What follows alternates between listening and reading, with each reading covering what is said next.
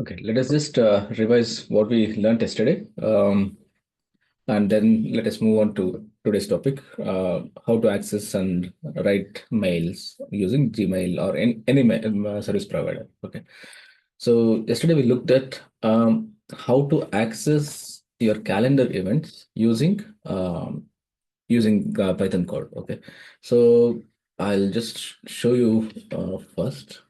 Um, what come?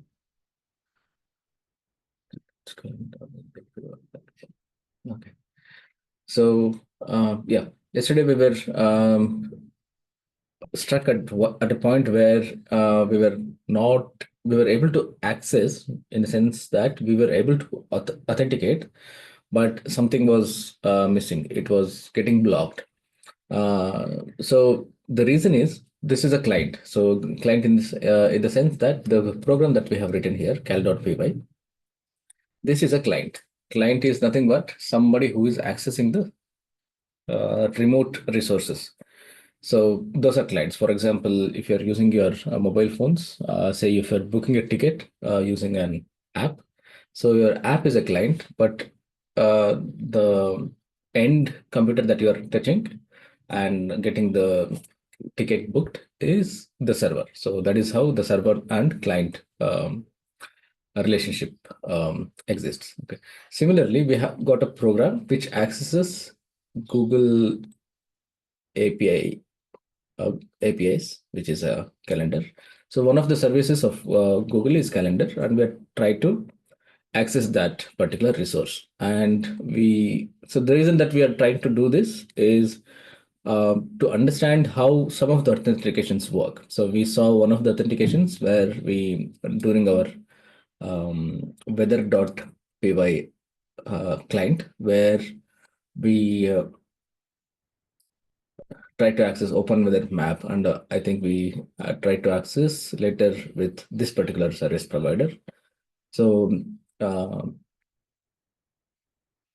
this is your client, but this uses simple uh, token based authentication. Okay, so this is one of the kinds, and this is one more type of authentication. And today we'll also look at like username and with username and password, how we can authenticate the server using. We'll learn about sending emails. So there are different types of authentication. So as you learn different types of authentication, you have also learned about REST APIs, JSON responses, and so on. Okay. So you can see the output of my program here. So this was yesterday's. I'll just show the calendar.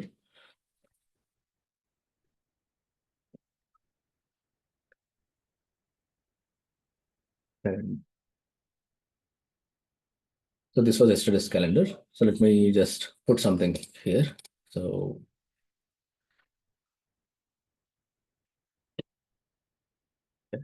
something like this. So it to summer camp. Okay. Some two events and probably here running. Okay. Okay. These are the events for today. And let us try to run that program and see if that works. Okay.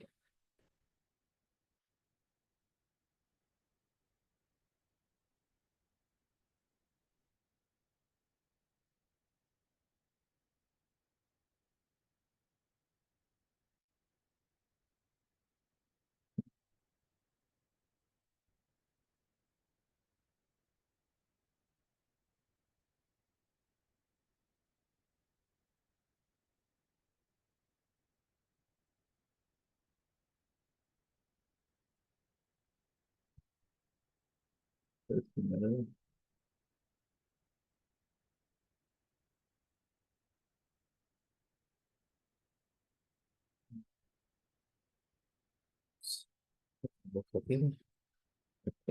Um, okay. If you get this kind of error, which is quite simple to solve, so just ask GPT. Okay. Let us get it fixed. I don't know where it is coming from yesterday. Probably I deleted some line. Not sure.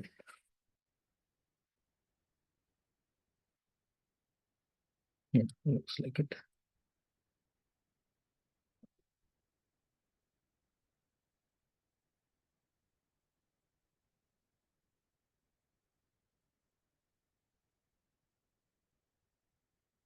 No, array one. Yeah, you can see that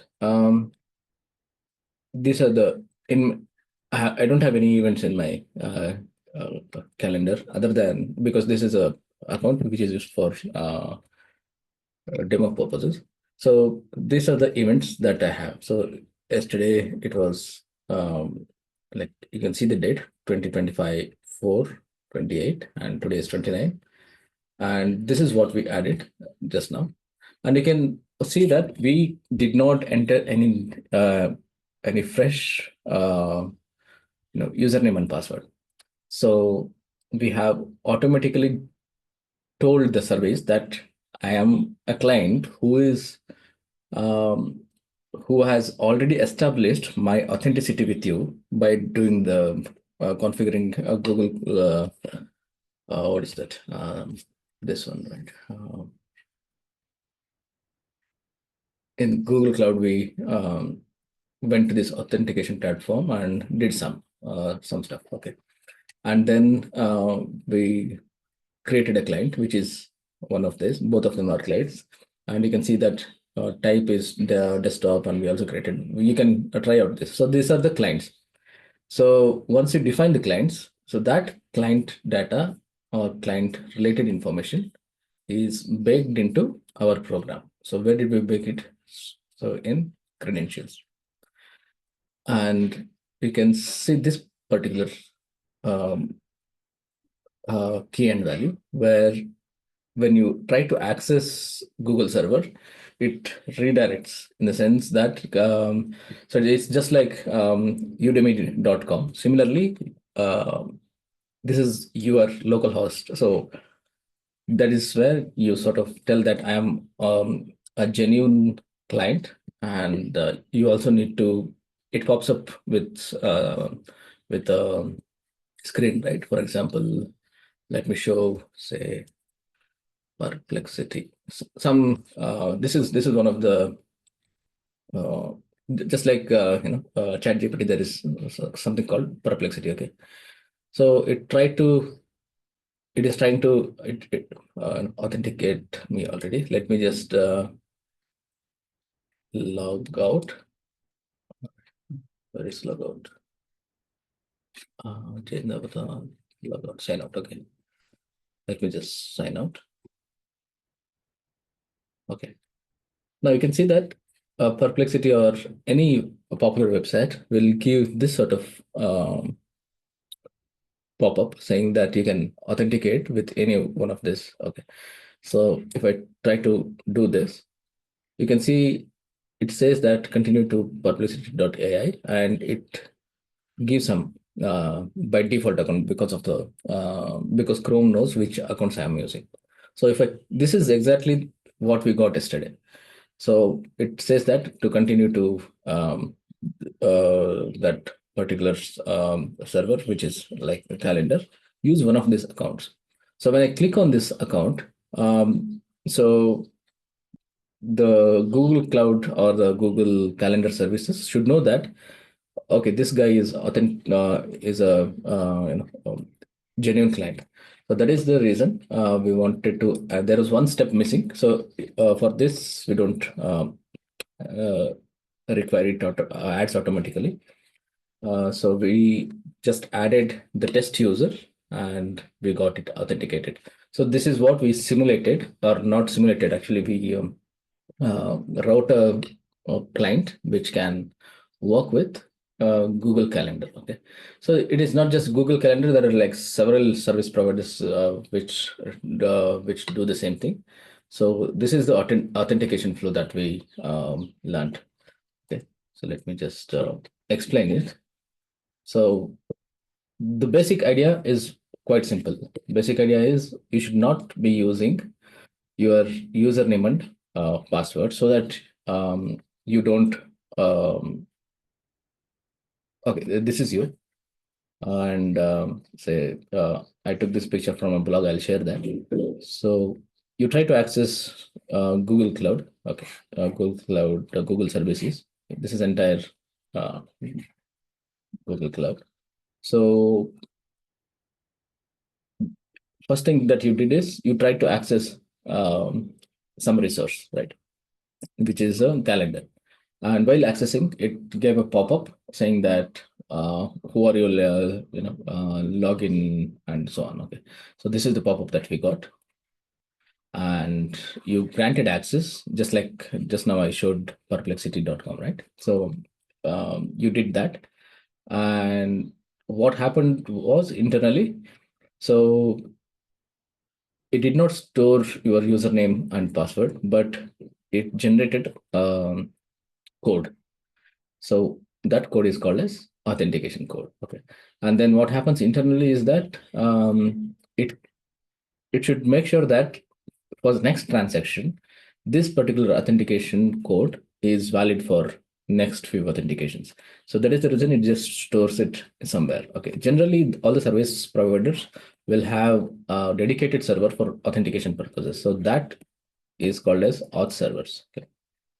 But currently, we did everything, or we considered everything as a single computer, but it's not the case. As I was explaining in one of the first few classes, where your application is split into multiple parts and it is running on different computers. So that is called as distributed architecture, right?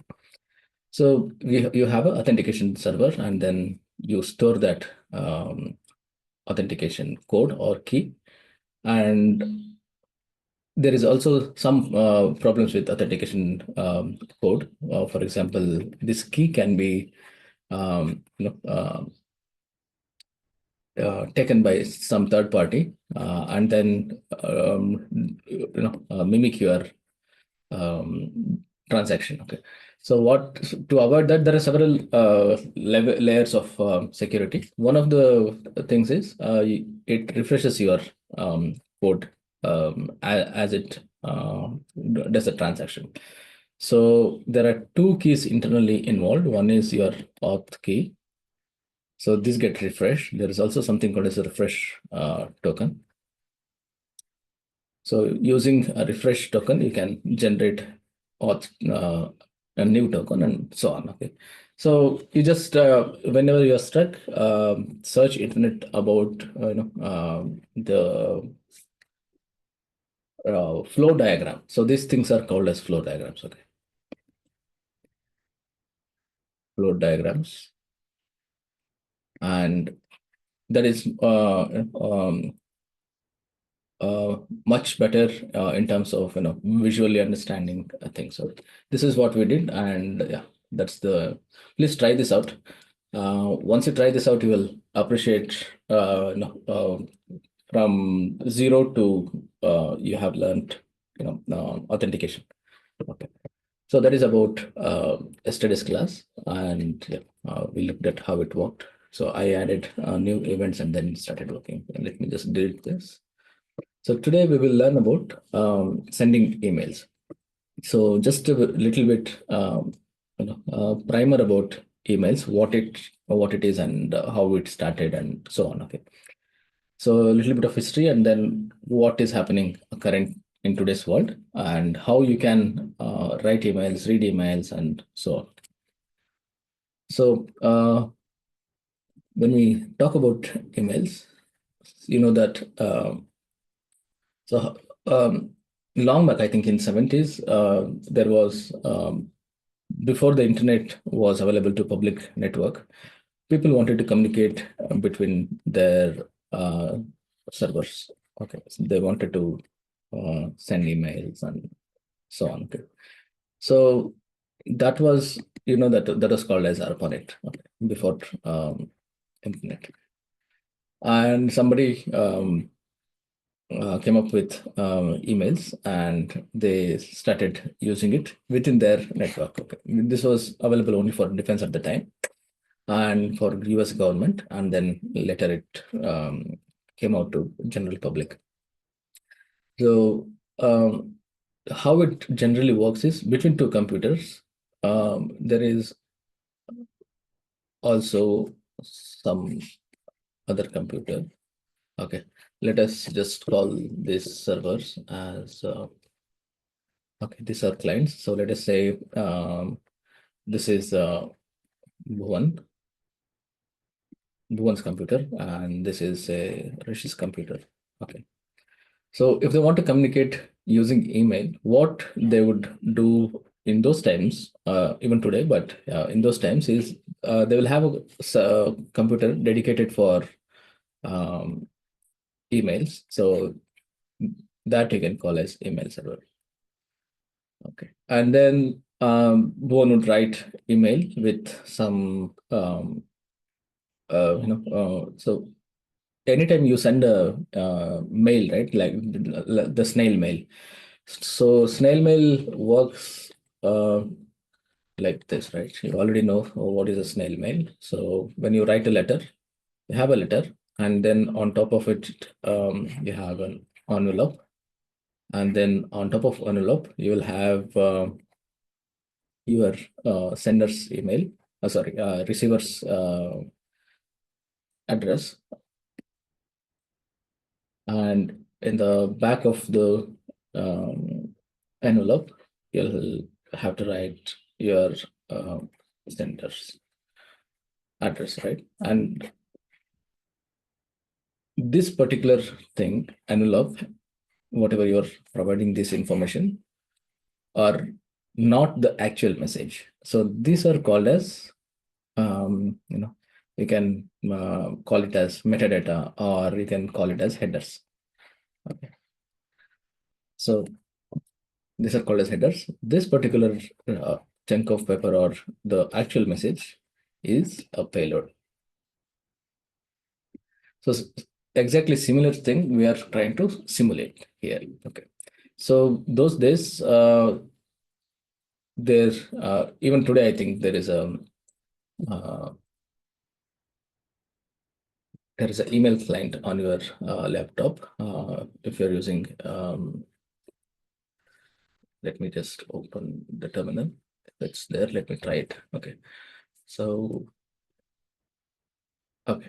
So you can see that there is a binary called as mail in all the Unix based systems, because MacBook is also an Unix based system. So this particular uh, binary or this particular program, okay, has lot of capability. So so this was the program that they were using in those days. So just command line, because there was no email. What is it called? UI, right? So people would write something like mail. Let me just quickly go to ChatGPT and generate that, and I will just um, show you. Okay, how it look like. I have a mail program on Unix. Give me how to give me okay, not give me just how do I send a mail? Okay, this is just for a demo purpose. Okay, how do I send mail on command? Like how we used to do it, and then once you understand it, it sticks to your head. Okay, so okay, let me just take this part. Okay, I'll just copy this and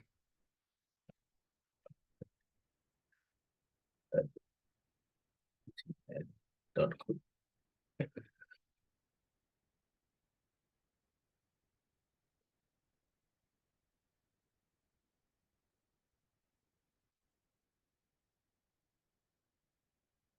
Okay. So what this particular command does is, if you are familiar with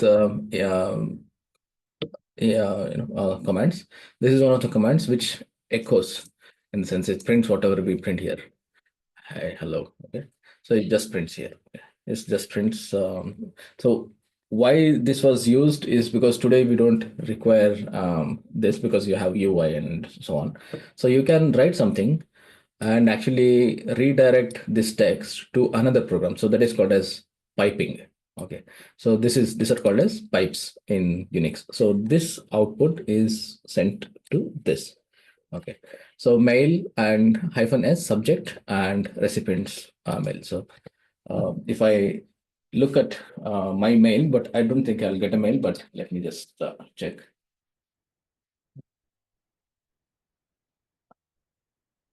It's not there because the sender's email is not configured. So yeah, but anyways, this is how people used to send emails. So once you do this, what happens is internally, um, let me get back here. Okay.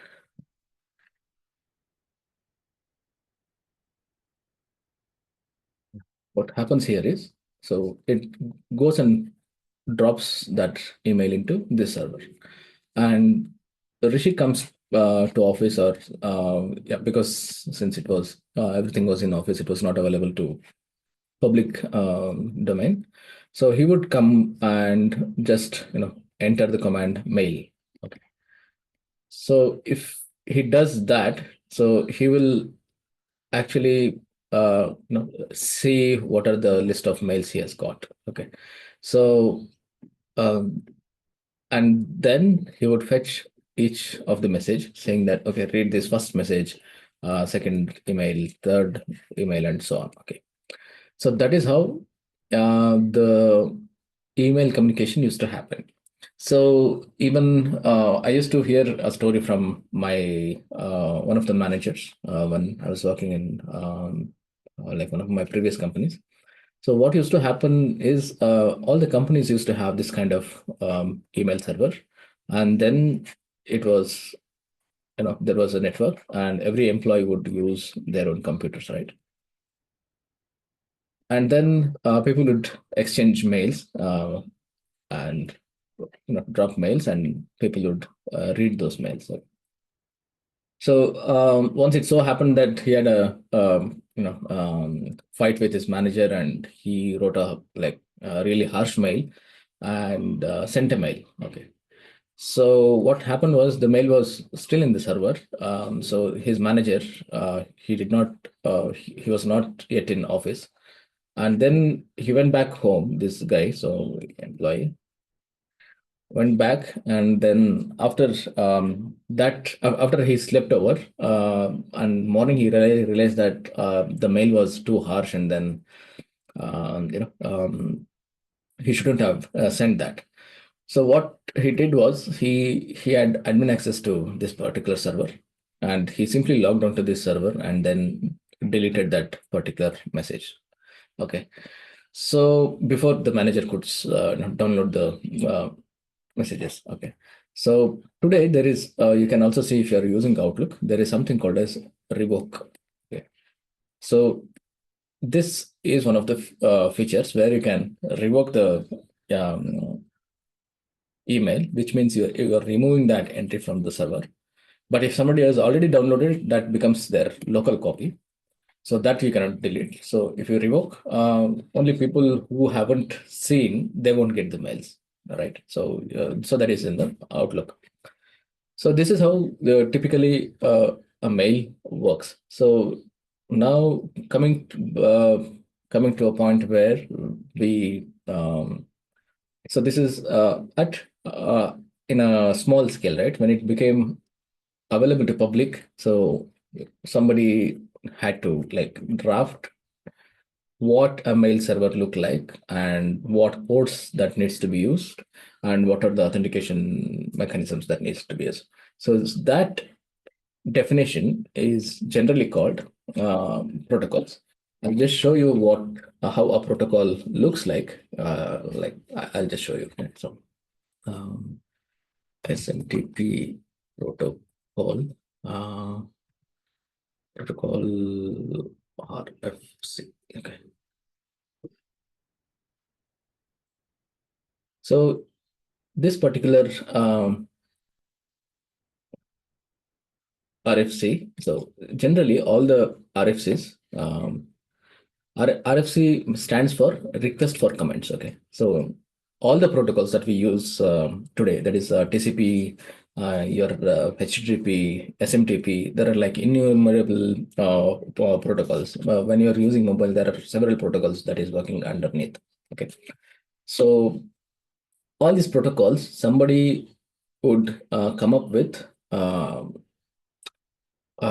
paper like this. This is called request for comments. Somebody like a researcher, scientist, or somebody who is working in a company who is an expert. So he would write a text like this. You can see that basic structure, extension model, background, so many things. Just it is just like a um, um, just like your project submission in your schools. So and it will have sections.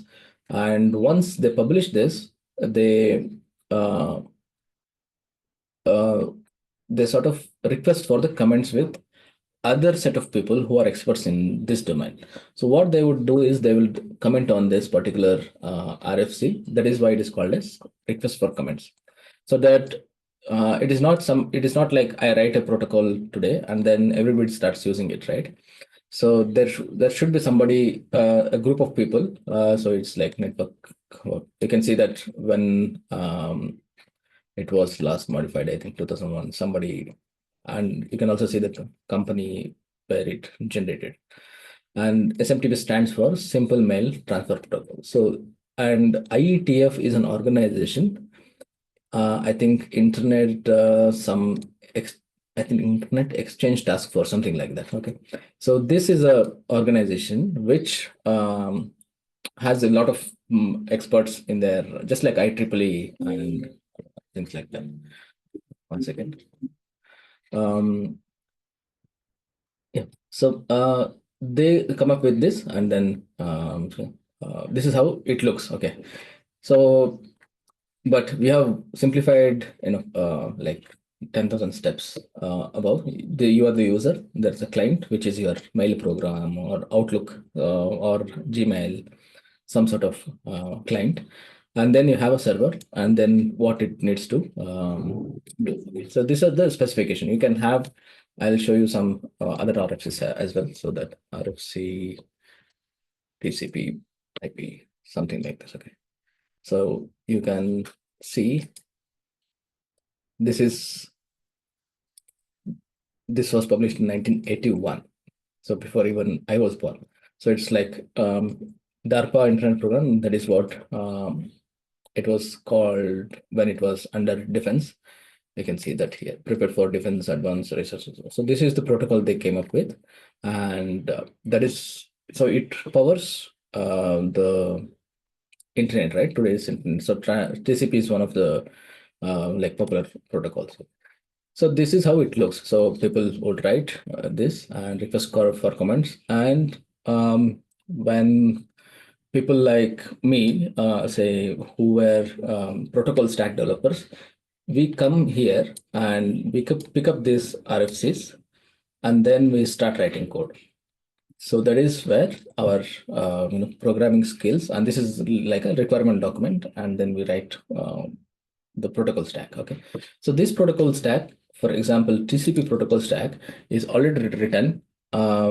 So we use it in Linux kernel. I'll just show you so that is for for your understanding that how the protocols came into picture and where is the code. Okay, so I'll just TCP IP protocol kernel code. Okay.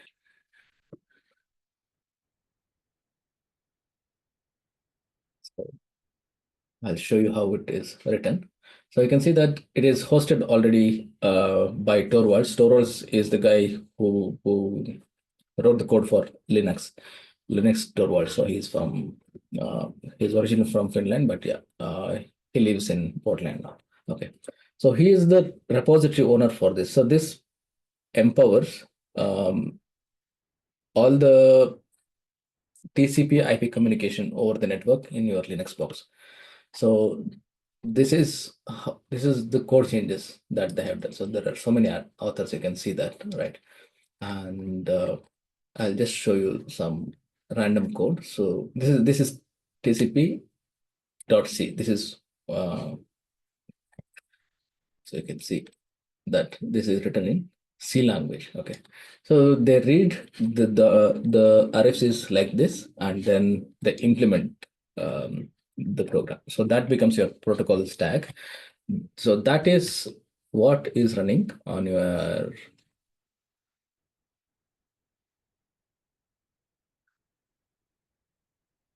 laptop. So that is, I think, I don't know what is the process name called as, but yeah, there is a process which has opened the TCP port. Okay.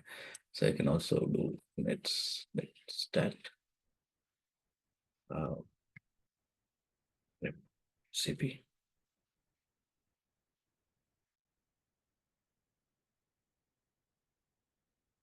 Okay. So yeah,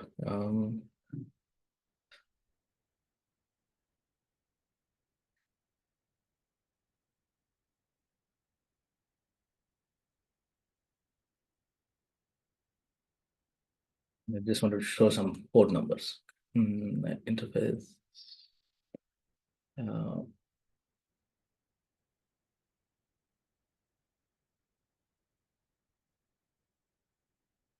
okay. Because of the ChatGPT and usage of Google, I have forgotten the commands. But anyways, print all open ports. Okay. Uh,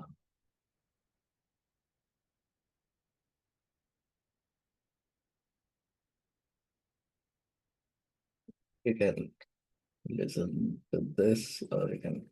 I hope this works.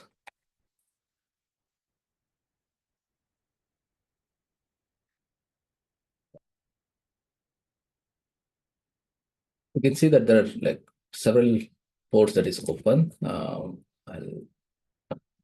There is also one command called as ls off. So ls is listing all the files, right? Similarly, there is ls off, which will tell what ports are you using. So these are the processes that are being used. Let me control C it. And so yeah, you can see that command PID user and device, node name, and so on. So if your program is using a certain port, so you can find out that this is login window or something like that. And then you can simply go to NTU. Right? You can see the address and then let me break the ports. Uh,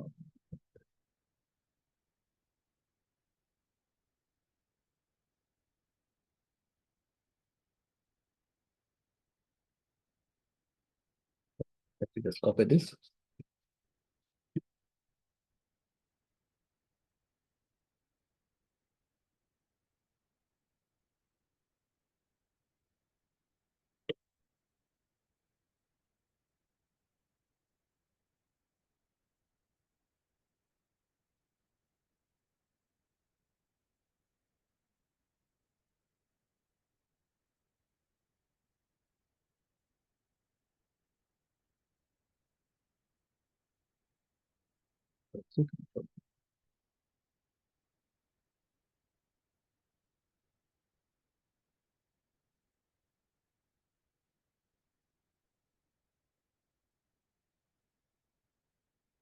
Don't know what's happening. Okay, it's trapped. Okay, finally.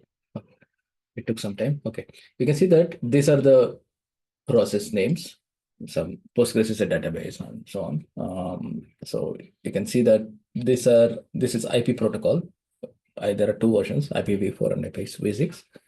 And this I don't know what it is. You can find out later. But these are your TCP protocols. So which are open and listening. So these processes have opened protocols which are protocol using protocol stack TCP, which is built into your Linux, and they have opened these ports for communication. Okay, so yeah, this is how the port looks like on your Linux box. So even on Windows, there is a way you can right click and go to Task Manager. I think you can see list of open ports. Yeah, so that is the connection between your what is a port and how you can open a port and so on. TCP is one of the protocols, network protocols. Similarly, coming back to our email program, so this particular port is SMTP port, which is I'll okay, I'll show you the. You can use Perplexity as well. This is good for research. So try this Perplexity. Okay. So okay, let me just ask on what port does SMTP work?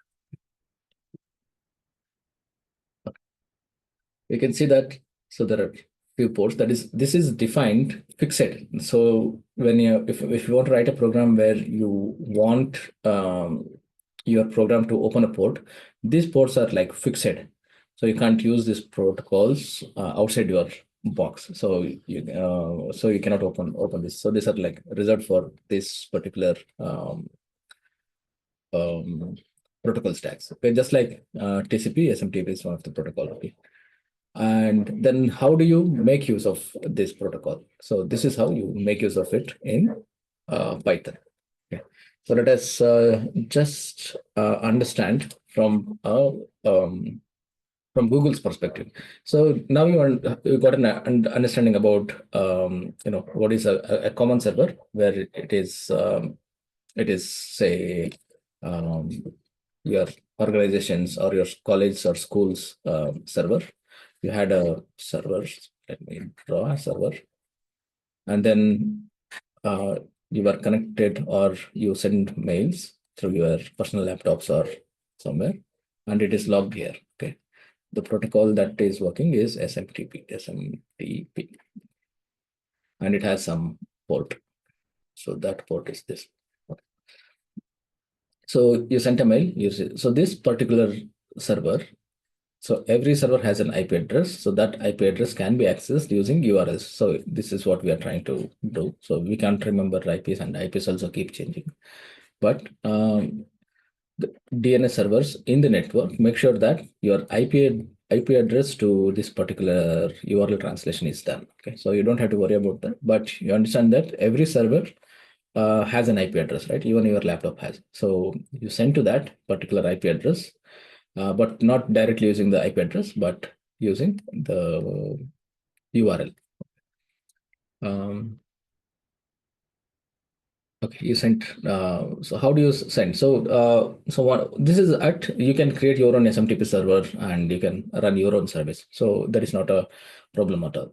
And companies like Microsoft, initially when we were in college, Yahoo was one of the biggest providers, and then later in 2004 or 5, Google came up with Gmail, and so on. So now people, Microsoft guys, they have Outlook. So if you're in office, working in corporate, most of the people use Outlook, and everybody, most of the Gmail is so good that everybody has moved from Yahoo or some other Rediff mail and so on. So now today you don't hear about this much, okay, because it's there. Probably I think Rediff is decommissioned. Yahoo is still available or something like that. So these companies try to make use of this opportunity of these protocols, provided surveys not just for few people in your in the college or in a small network, but to the general public. So that is the scale that they are working. But at the core level, so you have SMTP protocol which is running, and you need to have a server. So that server, Gmail's dedicated server for mail is smtp.gmail.com. So yeah, you can think of it as one server, like one computer, but it's not. Like internally, it will have like probably thousands of computers here, and it is running in distributed fashion. So, but this is the URL. So when you log into a server, so with your username and password, that is where you sort of create an account, right? When you go to Gmail, you first thing you do is create account. So when you create account, it makes note in its database that, okay, this guy has created an account, and say digat@gmail.com is an account, and there is a password. So you log into your server and you send a mail. So once you send a mail, it is nothing but you're making an entry in that particular server. Okay. So now it is so fast that your clients, which are like on mobile or on your like Gmail. So if you send a mail, it comes immediately within seconds, right? So that works on some other architecture. It's called push or something like that. So your clients will get those push messages and then receive those emails. Okay, but at code level, what how do we transform this to code is just these few lines. So now let us try to write code for this particular thing, and then let us try to make it work. Okay, so let me just close this. Let's go to our code now. Yeah,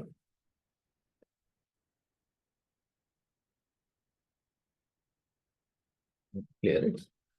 And I'll ask Copilot. Uh, I want to send emails using uh, Python.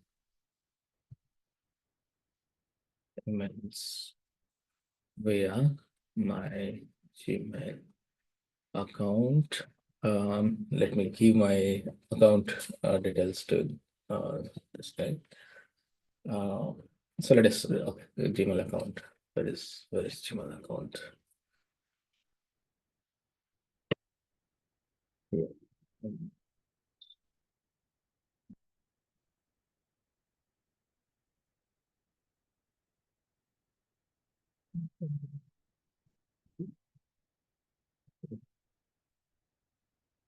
Okay. Think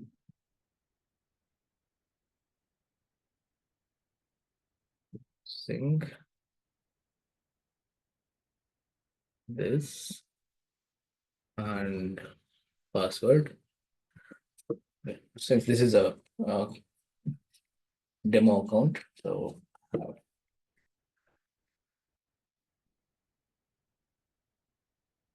let me just get the password. Forgot my password. I'm checking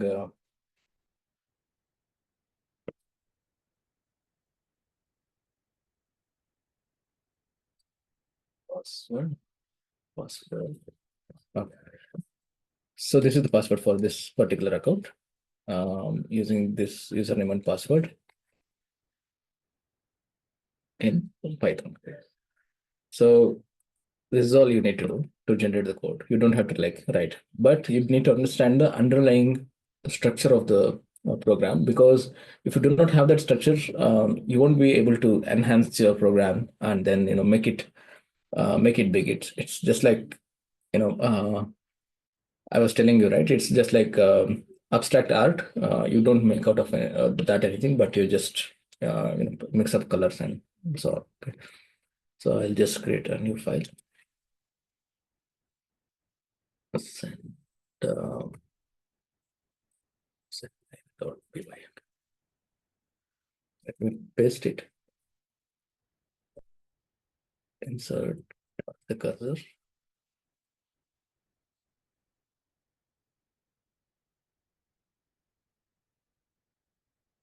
Okay. So let us look at this part, because this is where the program starts. So send email and jump to that definition. So this is the program definition. You can see that, okay, sender's email is this, sender's password is this. So this particular application, the client that you are using, server does not accept or it does not have a key sort of a mechanism where we use it for calendar and weather APIs.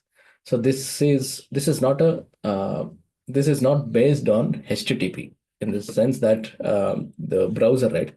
So the mail is a separate protocol from HTTP. It is not related to HTTP at all. It's a different protocol. So that is what you are trying to use. So these are the libraries which people have written code already for to realize or to taking RFC of SMTP as a document, a repair document, and they have created libraries. So those libraries are the ones which we are importing it here, right? And then there are some more features of the emails like mime text and my multipart and all these things. This is for say if you are sending a attachment. So there is a certain way to send an attachment, which you can explore easily because now you know the protocol. So you can see recipient's email. So I'll just write my digant at gmail.com. What's up? Keyboard.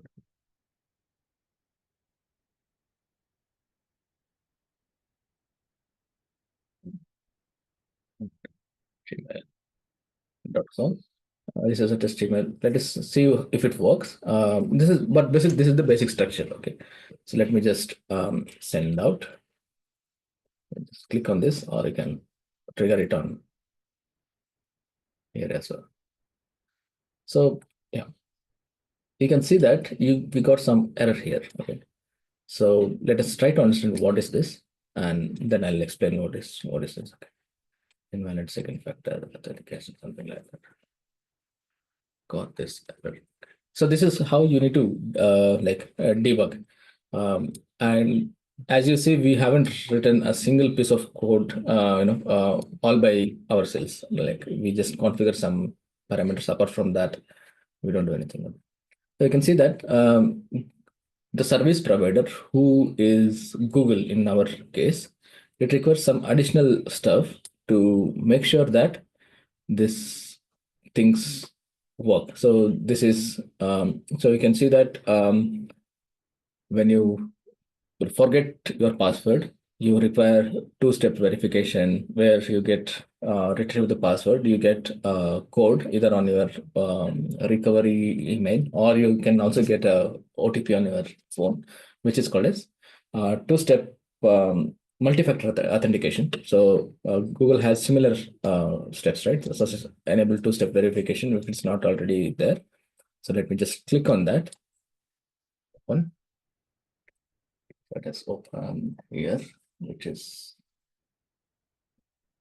copy. Let's go here and then send it.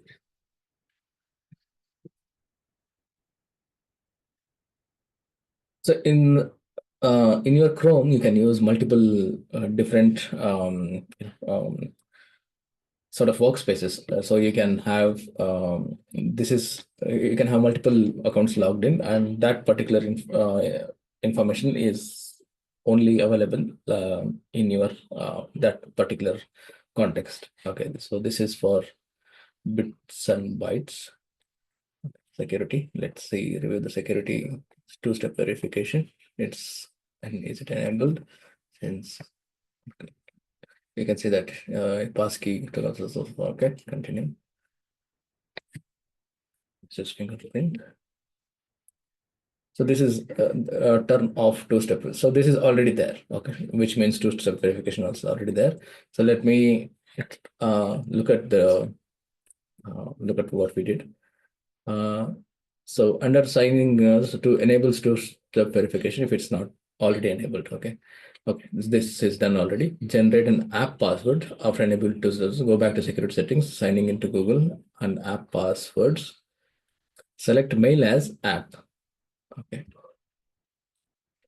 Generate 16 character. Okay.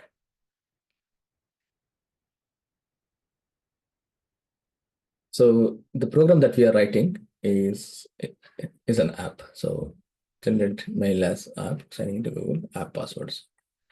Let me go back here.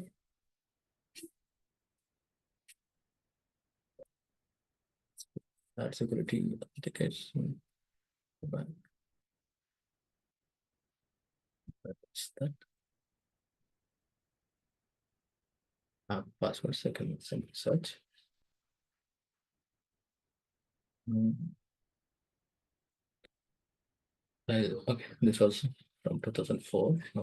App name by AI. This is good enough. I will copy this and so this is additional security by Gmail, but SMTP does not require all these things. Okay, so let us this modify. Use this password. Okay, so now it will.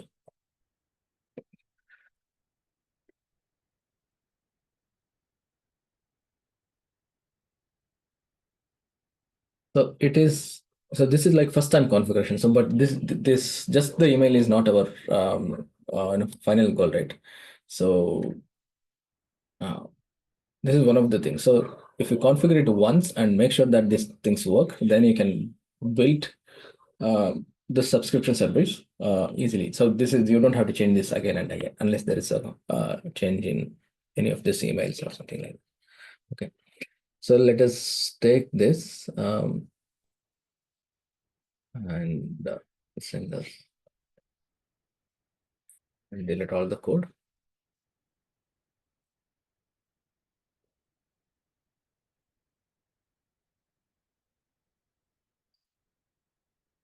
Paste the code, and I hope this is not there. Spaces are not there. Okay, now you can see that the reason that we are using this particular password, not the actual password, is because of the security layer that is provided by Gmail, saying that this you don't need to expose this, expose your password. That's what it says. Okay, let's try to execute and see if it works. And if it has any problems, we'll iterate the same thing. Okay. So it's running. Email sent successfully. Okay, let me see if it is received in my box.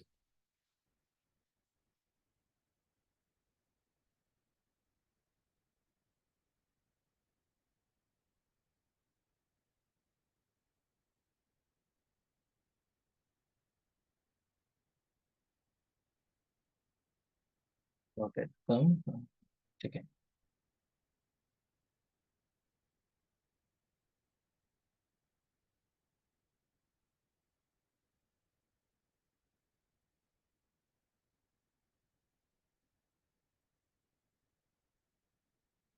Oh, it gone to, okay. It has gone to spams. So let me just move it back to inbox. Spam report, not spam.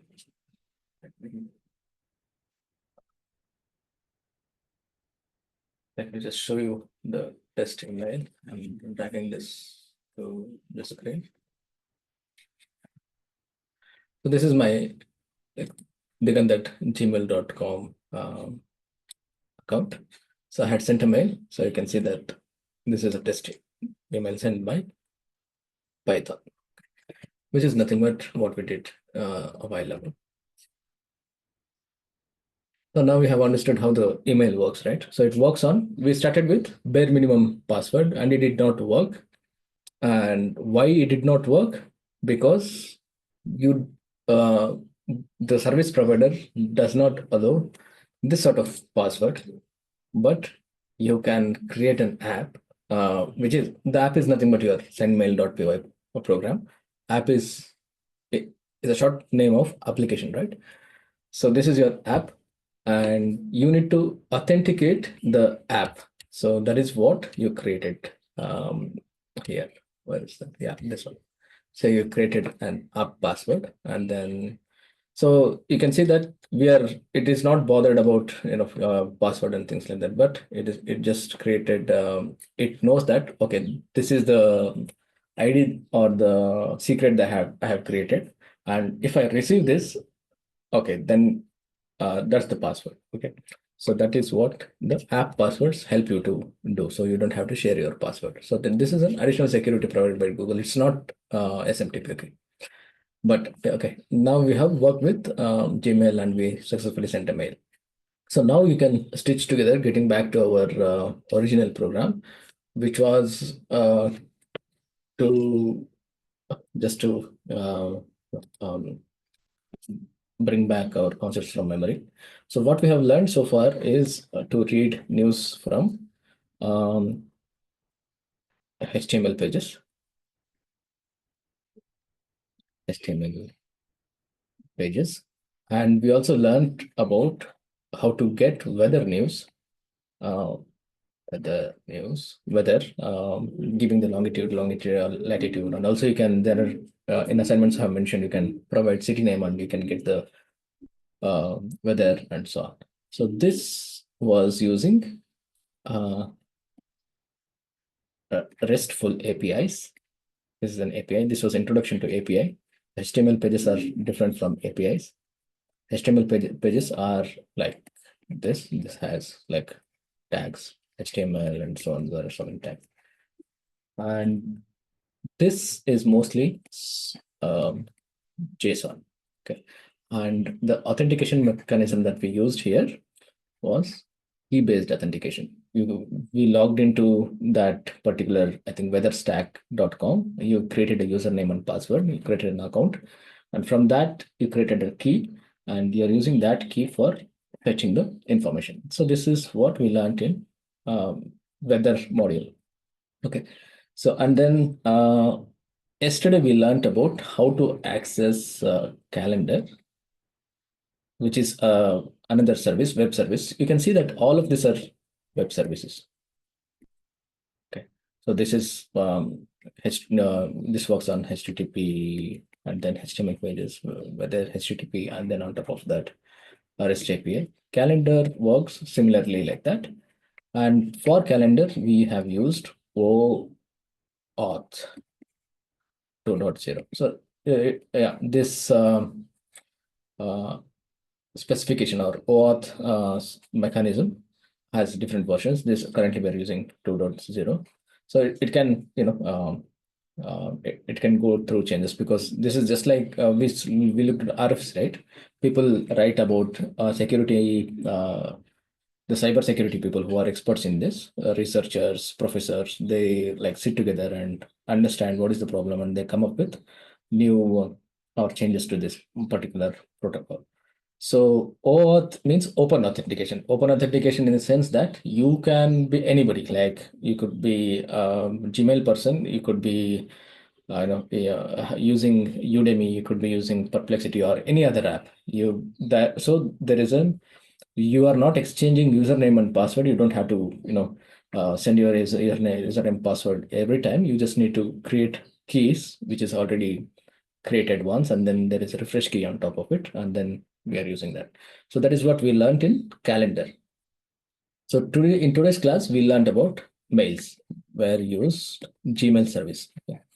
So this is provided by, these two are provided by Google. So we learned about how do you access using application keys or application passwords. Okay. Password.